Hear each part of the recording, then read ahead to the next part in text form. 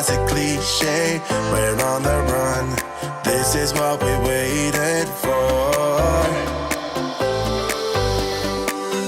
Take my hand, we'll make it somehow. We can't miss now. I'm done living life with the lights up, died with my own doubts.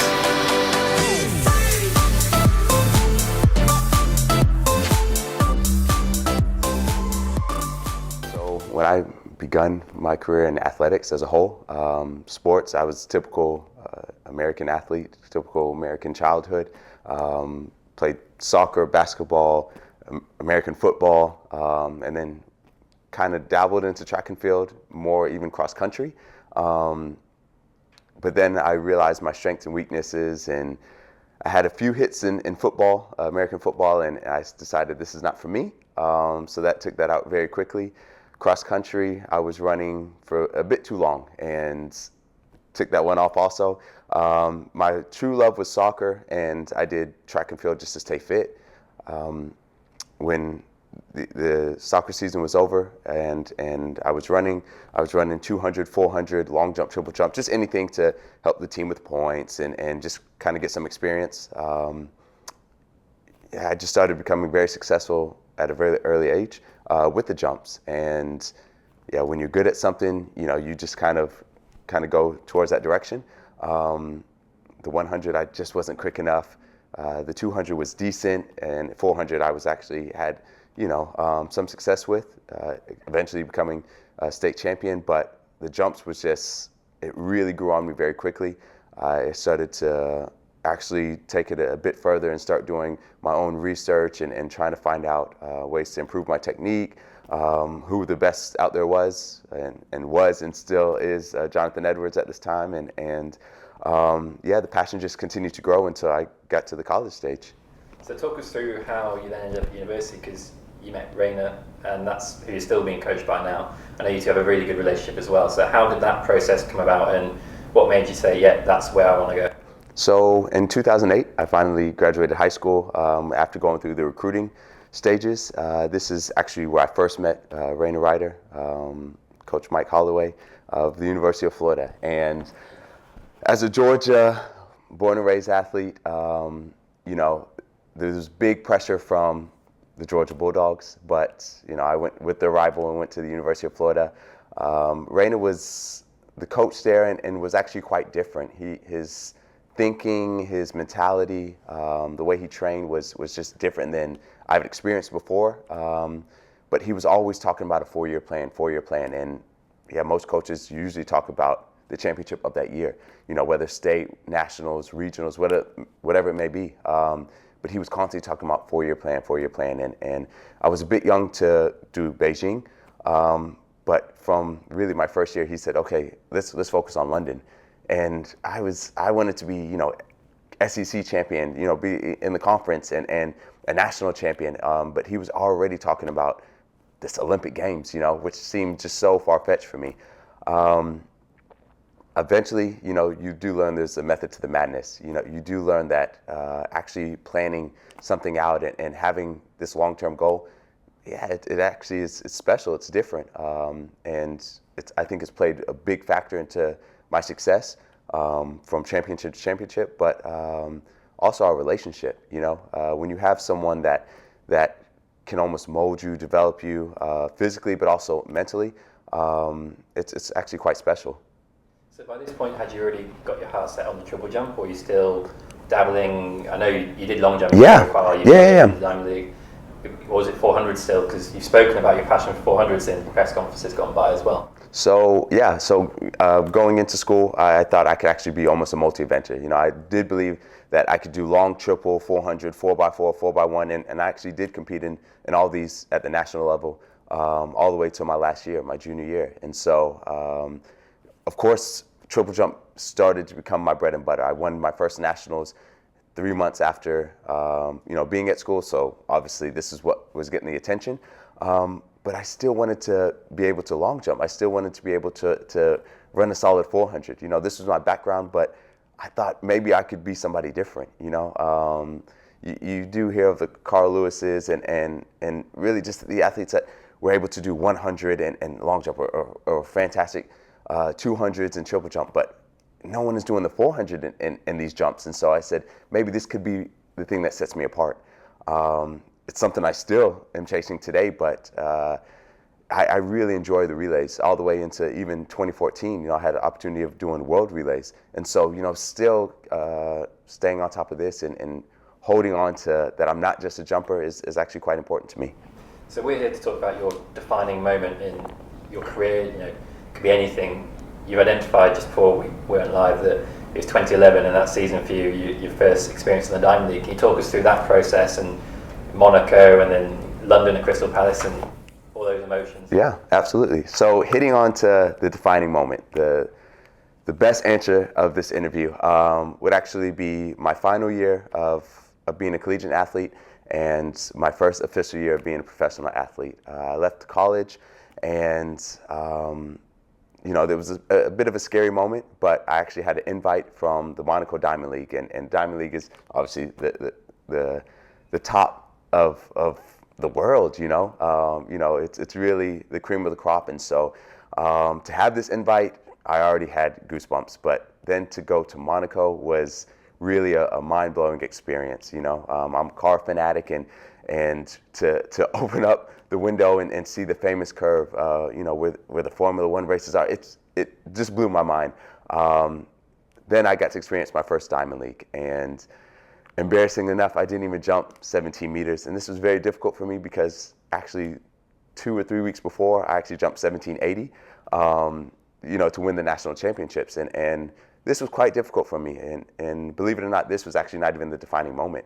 This was almost a wake-up call, but 3 weeks later, I had the opportunity to go and defend myself at the former Diamond League meet of Crystal Palace. And, you know, we drove through this park, and again, I didn't know much about this meeting, but I knew it had a lot of history. I had a lot of family there that could actually come and support me, and that actually, I think, was almost that special edge that I needed. And then I could jump again. I felt free again, and I really got to play with the crowd and finally jumped 1760. It was nice to just get over 17 meters, but jumped 1760 and actually beat a solid field, you know. Philip Sadovu was jumping, and this is somebody I actually really look up to and followed on YouTube, really since I got to track and field. And so this was the moment where I believed that not that I could just compete with the best, but maybe I could be the best. And I carried this through that World Championships and ended up winning and actually for the rest of my career. So what was it, do you think, about that point in Crystal Palace where you got the win that really changed that season for you? So yeah, looking really specifically at Crystal Palace and this win, the really thing that set this apart was the fact that I stopped wanting to win, and I actually believed I could win, you know. And so my whole mentality, my approach going into the competitions actually just changed completely. You know, I was in the lobby and I was almost a fanboy, you know, like I wanted to take pictures with these people I looked up to, and then there came a switch where it was, yeah, I can do that after the competition. But, you know, when I'm going there, I'm going to work, I'm going to win, and I'm going to leave it all on the track. And so I think really this was the biggest switch. So what kind of advice would you give yourself now if you're looking back at that young athlete who's just appeared on the circuit, the first couple of major professional meets? How would you approach that differently, being the Christian Taylor you are today, if you were doing, you know, the same person back in 2011? Yeah, weirdly enough, looking back at you know, the amateur, looking back at the young Christian, you know, at 21, I don't think I would change anything. You know, I think these happen exactly for a reason. These happen perfectly how they should have been executed it or played out. And I think if something would have changed, then maybe everything else would have changed in my career. And I'm actually very proud of the accolades and the journey and the process. You know, I would actually want to go back to Loughborough. I would actually want to move back to Daytona Beach. You know, and so with the moves, with the trials, the tribulations, the highs and the lows, you know, that's just part of my story. And I guess the only thing I would tell young Christian is just be patient, that it is going to work out. Because there were some times that, I was not sure how things were going to play out, but I wouldn't change anything. You touched on it there. You had, you're still winning on the runway, but you had a tough few years kind of after London. Yes. With the move to England, you uprooted your life and everything else, and you had the problem where you had to change your jumping there. Right. What kind of was going through your mind at that point, and how did you draw on your experiences to kind of keep that hunger going and to keep on top? Yeah, so the difficult reflection of 2013, coming off of the high of 2011 and 2012, having the move to Loughborough, to the UK, having now the challenge of injuries, having to switch legs, it was a quite difficult personal moment in my life, and I like to keep things under wraps and always play it cool, but this was a difficult period for me. This is farthest I lived from home, and also being in a relationship. Now it became a distance relationship, and the injury aspect. I wanted to compete at the top level, but also having to start from scratch. And this is quite difficult when everyone is talking about 4 centimeters short of 18 meters, and I'm hoping to just make the pit now. And so it was quite challenging, and it was quite difficult. Obviously, going from the top of the podium to not even making the podium. But I like to let these lows also drive me towards the highs. I like to really almost power through adversity and really accept adversity, because these are the things, if it doesn't kill you, it literally makes you stronger. And for me, I knew at 22 that my career could not be done.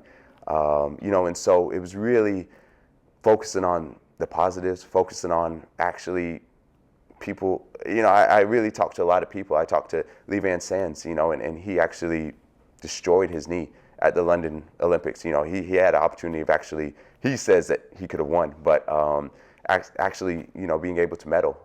But I really admired his fight. I really admired his determination, and knowing that I still had the opportunity to compete. And he told me that he was going to continue to compete. And for me, I said, dude, you're done. Every doctor is saying you're done, and he said, yeah, it doesn't matter what anyone's telling me. So these drives actually really fueled me. And I said, I have maybe an injury, but no doctor is saying I'm done. And so it's really just me against myself, and this is now when Raina and I went back to the drawing boards and said, okay, let's learn how to jump again. We've done plenty of practices, we've done plenty of bounding.